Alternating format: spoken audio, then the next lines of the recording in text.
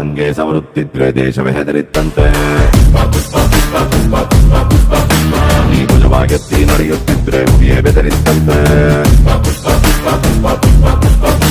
ನೀ ಎದ್ದು ನಿಂತರೆ ಏರಿಸಬೇಕು ಬಾನ ಎತ್ತರವಂತೆ.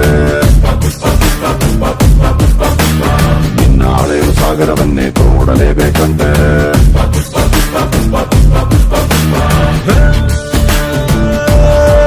ಪುಟ್ಟ ಹಕ್ಕಿಯಂತೆ ಮನೆಗೆ ಹೆದರಿ ಬಿಕ್ಕಿ ಬಿಕ್ಕಿ ರೆಕ್ಕೆ ಮುದುರಿ ನೆನೆಯುತ್ತಿದ್ರೆ ನಿನ್ನೆ ತಪ್ಪಲ್ಲ.